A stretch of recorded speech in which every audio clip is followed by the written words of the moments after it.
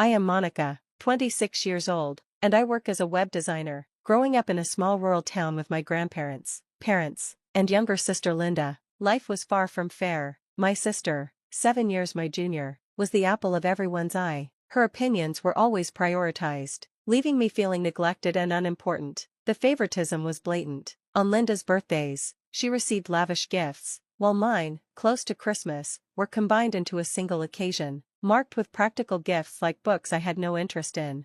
When Linda started playing soccer, our parents were her biggest supporters, never missing a game or practice. In contrast, when I played my final tennis match in middle school, they were too busy driving Linda somewhere to attend. This pattern of disparity defined my childhood, fostering a growing sense of inadequacy and loneliness.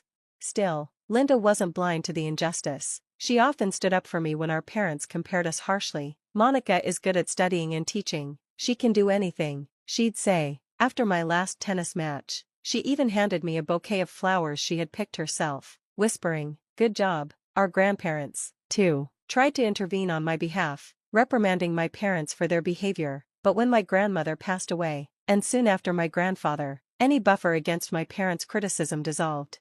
Linda continued to support me for a while, but as my mother began targeting her with the same harshness, she eventually stopped. "If you're always going to side with your sister, you might as well stand outside too," my mother would sneer. To protect Linda, I told her to stop defending me. From then on, Linda focused on excelling in sports and academics, becoming the daughter my parents could proudly praise.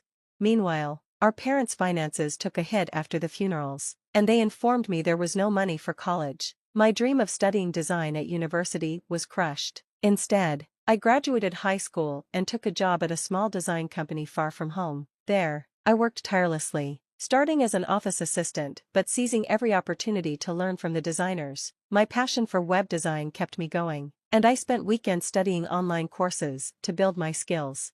3 years later, I was promoted to the design team, and 5 years after that, I became a full-fledged web designer, trusted with leading projects. During this time, I rarely returned home. Visiting only brought back the sting of my parents' disapproval, so I focused entirely on my career. 8 years after high school, I received unexpected news. Linda was preparing for university entrance exams, aiming for a prestigious medical school in the city. Despite everything, I felt proud of her. When she was accepted into her first-choice school, I congratulated her warmly. "Linda, congratulations, you've worked so hard, and I admire your dedication." She thanked me, her voice tinged with embarrassment, but soon revealed a concern. "The school suggested a donation. It's not mandatory, but Mom and Dad are worried about how it would look if we don't contribute. With tuition and living expenses already being so high, they don't know what to do." Linda planned to cover her living expenses with part-time work, but I could see the strain medical school would impose. My parents, unable to afford the donation, had pushed Linda to ask me instead of approaching me themselves. Their audacity left me stunned. Even though I resented their actions, I couldn't ignore Linda's predicament. I decided to support my sister, covering the donation and entrance fees so she could begin her new life at university. Linda moved into an apartment near the campus, and since it wasn't far from where I lived, I thought she could rely on me if she ever needed help. However, as she became immersed in college life, her responses to me grew increasingly curt. I'd get messages like, "I want to eat this," or, "I need this, please buy it for me," and I would arrange whatever she needed, supporting her in ways she couldn't ask of our parents. Occasionally, we'd meet for a meal, but even then, she remained distant, engrossed in her smartphone rather than engaging with me. When I tried to talk about her studies or lighten the mood, she'd brush me off, complaining that studying was hard. Her demeanor left me bewildered. At one such dinner, I tried to steer the conversation with a light-hearted comment. "Mom and Dad probably only care about you, though," I said, smiling, but Linda suddenly stared at me with an icy expression and snorted. "Of course, a medical student like me and a high school graduate designer like you are incomparable. No one cares about a job that doesn't even need qualifications like yours." Her words felt like a slap. "There's no need to say it like that," I replied, stunned. Linda rolled her eyes. "It's the truth. Being a designer is just a title. Anyone can make a website if they look it up online. You'd probably be better off getting a real qualification, but that's hard for someone who only graduated high school." I tried to defend myself. "It's not that simple. I'm studying and working hard every day. You shouldn't judge without understanding." Linda dismissed me with a displeased glance and clicked her tongue. Dad and Mom are right. They say you're a disappointment. Someone who couldn't even go to college. I'm only here because they told me to watch over you and make sure you don't fall any lower. I froze, her words sinking in like stones. Memories of my parents comparing us since childhood rushed back. Linda is smart, kind, and dependable, while Monica is stupid, clumsy, and can't do anything. I lowered my head, feeling like I couldn't breathe. Seeing me bow my head, Linda mistook my silence for tears and smirked. I'm going home now, she said briskly and left. Living on her own had transformed Linda. Surrounded by exceptional people and showered with praise from our parents, she fully believed in the image they painted of her as a prodigy destined to be a top doctor. Meanwhile, their disdain for me was reflected in her tone and attitude, as though she had absorbed their judgment entirely. That winter, as usual, I returned home for the holidays. My parents had asked me to come back with Linda, who hadn't visited since starting university. When we arrived, it was clear who the focus of their attention was. The table was piled high with steak, pizza, and treats to celebrate her visit. That evening, neighbors, relatives, and even Linda's old classmates gathered for a grand party. Linda basked in the attention, boasting loudly about her life at university. Mom keeps asking me to come home more often, but you know how tough it is at the country's most prestigious medical school. I can't just leave my team projects or relax at home. People are always contacting me about something, and it's exhausting.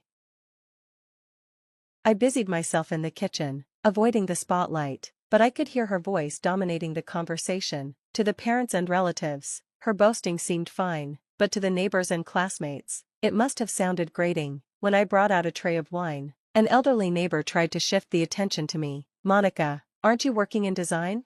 Before I could respond, Linda and my parents cut in. You can't really say much about her. She's trying, but she didn't even go to college. She's such a disappointment, my mother said bluntly. The room fell awkwardly silent. Many of those present hadn't gone to college themselves and were raising families or working hard, but they refrained from contradicting her. Only my parents and Linda seemed oblivious to the discomfort. Feeling humiliated, I tried to slip away, but Linda stopped me. You still come home a lot, don't you, Monica? I guess you don't think about anything. Maybe that's why you're so bold, she said, laughing loudly. Our parents joined in, laughing as if it was all a joke. If you say that much, Linda, it'll hurt her feelings. Poor Monica, my father added mockingly. My anger boiled over. I clenched my fists and managed to squeeze out. It's better if I don't come back next year. I get it. Relatives and neighbors looked at me with concern, but I ignored them, putting down the tray and grabbing my coat and bag. Linda smirked as I prepared to leave. I understand. Don't bother coming back again, she said with a wave, and my parents echoed her sentiment with casual indifference. Heart pounding with anger and sorrow, I stepped out into the cold night, leaving behind the people who had so thoroughly dismissed me. I didn't look back. As I headed to the station, I fought to suppress the storm of emotion swirling within me. Returning home always left me with a heavy heart. When I was aspiring to be a web designer, I could use my studies as an excuse to distance myself from my parents. But as I grew older and advanced in my career, I found it harder to sever ties completely. The lingering sense of familial obligation weighed on me, even as I struggled to reconcile the disappointment and anger I felt toward them. Linda was still a university student, young and inexperienced in the realities of working life. Perhaps that's why she couldn't grasp how much effort it took to navigate society independently. I told myself that our parents had likely done their best in their own way to raise their children. Still, it was undeniable that they had spent years putting Linda on a pedestal, praising her as a genius while adopting a condescending attitude toward me. That winter, Linda's terrible behavior during our family gathering solidified my resolve. I realized that if I truly valued my own work and self-respect, I couldn't continue this toxic relationship, even with my own family. It was in that moment I decided to cut ties for good. Months passed after that decision. One day, I received an unexpected call from Linda. When I didn't answer, she persistently left messages, urging me to pick up. Reluctantly, I finally answered. Did you pay my tuition properly? Linda's voice carried a mixture of urgency and entitlement. I responded calmly. I paid the donation and the entrance fee before you enrolled. What about this year's tuition? The university is asking for it urgently, she replied. I don't know anything about that, I said. Even over the phone, I could sense Linda's discomfort. Indeed, I had drained my savings to cover her initial costs, the entrance fee, donation, and tuition for her first year. Those expenses had almost depleted my finances at the time, and I'd planned to pay subsequent fees as they came due. But after the incident at the end of the year, it was inconceivable that they would expect me to continue supporting Linda, especially after being told not to come home. I paid the donation because I wanted to support you, I said firmly. Didn't mom and dad send you to an out-of-state private university because they could afford the tuition? Or did they do it knowing they didn't have the money? That's not it, Linda stammered. I have wealthy friends, so there are other expenses besides tuition and living costs. Mom and dad somehow managed those, but now they don't have the money for tuition. That's why they told me to contact you. It all made sense. My parents had likely counted on my financial support from the start, especially after I advanced in my career. I had moved to a major design firm, where my skills were recognized, and my salary had increased significantly, while I had saved diligently. My support for Linda was meant to be temporary, not a permanent obligation. From the sound of it, the savings meant for her education had been squandered on her leisure activities. Despite this, I no longer had the emotional capacity to forgive. Helping with the tuition wouldn't have been financially difficult, but I refused. A few days later, my parents called, demanding I pay Linda's tuition. Their accusatory tone only deepened my resentment. It was clear that they didn't see me as part of the family, only as a source of money. Their lack of respect and consultation made it impossible for me to comply. Linda began calling almost daily. Her messages were filled with self-centered pleas. Please pay the tuition. If you don't, I'll be expelled. Scholarships and part-time jobs aren't enough. It would be a waste if someone as promising as me had to leave school. I'll pay you back when I start working. Just help me. As family. She even left absurd messages like, if you're upset because they told you not to come home, I can try persuading mom and dad. I saved her messages in a separate file, then deleted everything else and blocked her number. No one deserves to be treated as a doormat just because they're family. After that, I completely cut off communication with them. A relative later told me that Linda managed to secure scholarships and loans to cover her second year's tuition. However, without financial support for living expenses, she had to work part-time. Balancing work with her studies proved too difficult, and she ended up failing several courses. Eventually, she dropped out of university altogether. With no other options, Linda returned to live with our parents, but with their finances drained, there was no money to consider transferring her to another school. She didn't seek work locally either. Instead, she became reclusive, spending her days immersed in video games and lashing out at night in fits of stress. A friend who lived nearby later told me that the sounds of family arguments could be heard regularly from their house. My parents, once so proud of Linda, seemed powerless to confront her.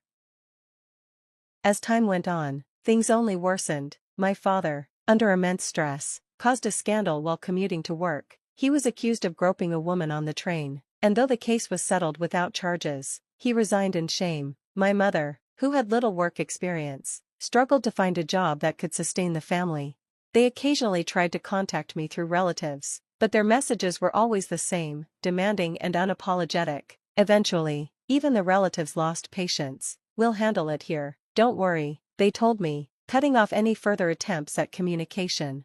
I heard through the grapevine that Linda and my father, both unemployed, were living in near destitution. My mother, frustrated and overwhelmed, had disappeared entirely, leaving them to fend for themselves. Without any goodwill left in the neighborhood, help from others was non-existent. Meanwhile, my life had taken a different path. My career as a designer flourished. I was invited to join a major project that would leave my name known in the industry. With the project wrapping up and my savings secure, I decided to pursue a long-held dream, taking university entrance exams. Now, I plan to study business management, with the goal of going independent in the future. For the first time in years, my heart is racing with excitement for the challenges ahead.